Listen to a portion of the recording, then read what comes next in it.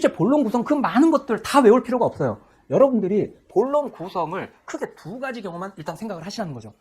이 경우, 이 경우.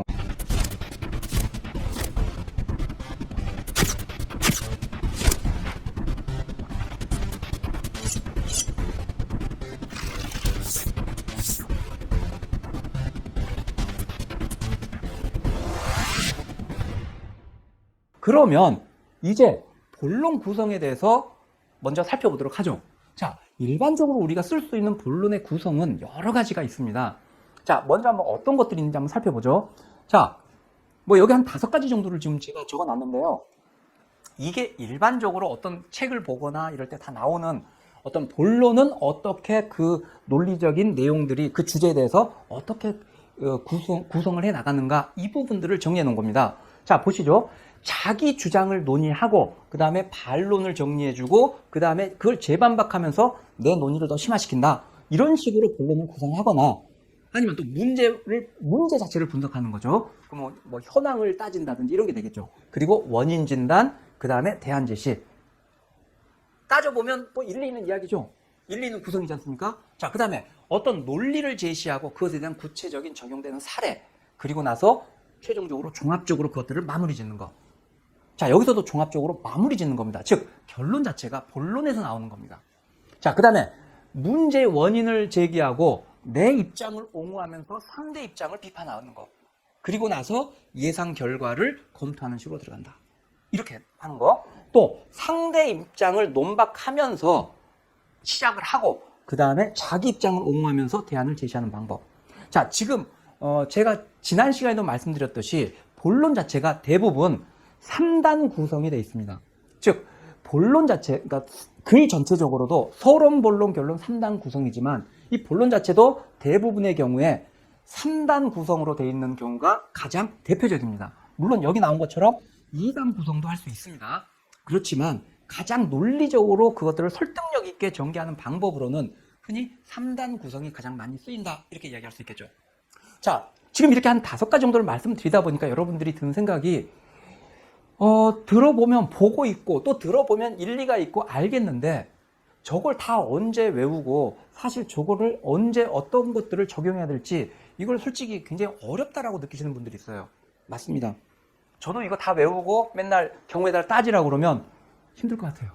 근데 그렇게 하지 말고 제가 여러분에게 드리고자 하는 얘기는 뭐냐면 이러한 일반적인 전반적인 것들이 있지만 실제로 여러분들이 언론사, 방송국 시험에서 부딪히게 될 그런 본론 구성을 해야 될 경우는 거의 2가지 경우로 나뉘어집니다. 그 2가지가 거의 99% 정도 차지한다고 보셔도 돼요. 그러니까 절대적인 다수는 그 2가지로 이루어집니다. 그것이 어떤 것인지 이제부터 한번 살펴보도록 하죠. 자, 지금 보시면 이 찬반 양론 논제, 문제법 모색 문제 이렇게 지금 이야기를 해놓고 있어요. 이게 무슨 얘기냐? 실제로 여러분들이 본론 구성할 때 몇 가지, 2가지 유형들을 많이 쓰게 되는데 그거는 어떨 경우에 그걸 쓰냐면 논제의 성격에 따라서 달라집니다. 질문에서 내가 질문하고 있고 내가 다뤄야 될 쟁점, 주제가 있지 않습니까? 근데 그 주제 자체가 어떤 성격이냐에 따라서 내가 또 사용해야 될 그 본론의 구성은 크게 2가지로 나눌 수 있습니다. 그게 뭐냐면 찬반 양론 논제다. 우리 지난 시간에 한번 간단히 언급했지만 예를 들어서 표현의 자유는 반드시 보장해야 하는가? 이렇게 질문이 왔다. 자, 그러면 이 문제는 우리 사회에서 그 반드시 보장해야 된다? 아니다 하고 찬반 양론이 팽팽히 맞서는 이런 문제죠. 이런 것은 워낙 많죠, 사실은. 사드 배치, 찬반 양론 있지 않습니까? 그렇죠? 그러니까 이런 식으로, 그 다음에 무상급식 또는 기본소득제 뭐 이런 식으로 한다면 이런 모든 정책적인 것들에 대해서 실제로 찬성론 또는 반대론 또는 A와 B의 입장이 팽팽하게 맞서는 이런 경우라는 거죠. 이런 경우에 우리가 선택해야 될 것과 또 하나는 문제해법 모색 문제. 이건 무슨 말이냐? 예를 들어서 저출산 고령화 대책에 대해서 논하라. 자, 우리 사회에서 저출산 고령화 문제가 굉장히 심각한 문제인데 이 문제가 어떤 A와 B의 입장이 팽팽히 맞서면서 이 문제가 지금 생기고 있는 게 아니라는 겁니다. 이거는 우리 사회의 현안인데 아직 우리가 마땅한 해결책을 찾지 못했거나 더 바람직한 해결책이 무엇일까? 이거를 지금 모색해가는 거죠. 예를 들어 4차 산업혁명에 대비하는 우리의 자세는 어때야 되는가? 자, 이것도 마찬가지죠.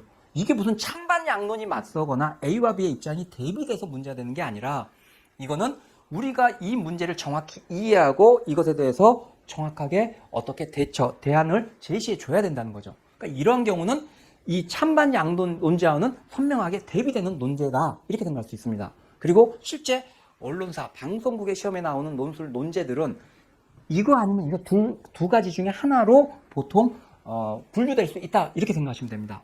그렇기 때문에 여러분들이 아까 봤던 그 여러 가지 본론 구성 방안 중에서 실제 여러분들은 크게 두 가지만 이해하셔도 된다라고 말씀을 드릴게요. 자, 그것이 어떻게 되느냐? 자, 찬반 양론 논제다. 그럴 때는 본론 1, 2, 3, 즉 본론이 크게 3단 구성된다 했을 때 아까 봤던 1번 그 구성입니다. 본론 1에서 자기 입장 및 논리를 제시하고 그 다음에 두 번째에서는 그거에 대한 반론 그리고 그 논리 이걸 정리해 줍니다. 그리고 세 번째에서는 재반박 및 논의 심화 이렇게 이것이 그러니까 찬반 양론이기 때문에 내 입장을 쓰고 그 다음에 내 입장만 쓰면 안 된다는 얘기예요. 반대 입장이 나와주고 왜? 사람들이 내가 A라는 입장을 선택했을 때 사람들은 근데 그 얘기는 듣다 보니까 맞는 것 같은데 또 B의 입장을 이야기하는 사람들도 나름대로 설득력 있게 이야기하던데 이런 생각을 할 수밖에 없다는 거죠. 왜? 팽팽하게 두 가지 의견이 맞서기 때문에. 자, 그러면 그래서 더 설득력을 가지려면 그 반대쪽 입장에서 물론 이 문제를 어떻게 본다. 그렇지만 그것은 어떻게 문제가 있고 오히려 내 생각이 맞다. 이렇게 들어가 줄 때 더 내 글이 설득력이 있게 된다는 얘기죠. 그러니까 찬반 양론 논제일 때는 이 3단 구성으로 생각해 보실 수 있습니다. 자, 그 다음에 문제 해법을 모색하는 논제다. 이 경우는 본론 1, 2, 3. 자, 이때 본론 1에서 문제 현황, 즉 이게 현재 어떤 정도 상태에 와 있는지 얼마나 심각한지 지금 그 상태를 정확하게 제시해주고 그 다음에 그 문제가 왜 생겼는지 그 원인을 분석해주고 그 다음에 따라서 그거에 대한 대안 제시 어떻게 해결할 수 있는지 이런 식으로 가주는 게 합리적인 얘기죠. 자, 그러면 지금 여러분들이 아까도 좀 말씀드렸지만 실제 본론 구성 그 많은 것들 다 외울 필요가 없어요. 여러분들이 본론 구성을 크게 두 가지 경우만 일단 생각을 하시라는 거죠. 이 경우 이 두 가지 외우는 것조차도 너무 벅차다. 그거는 말이 안 되겠죠. 그래서 여러분들이 이거는 반드시 외워두시도록 하고 자, 이제부터는 뭐냐면 요 하나하나를 좀 더 자세하게 한번 살펴보도록 하죠. 여러분의 구독과 좋아요는 제가 영상을 제작하는데 큰 힘이 됩니다.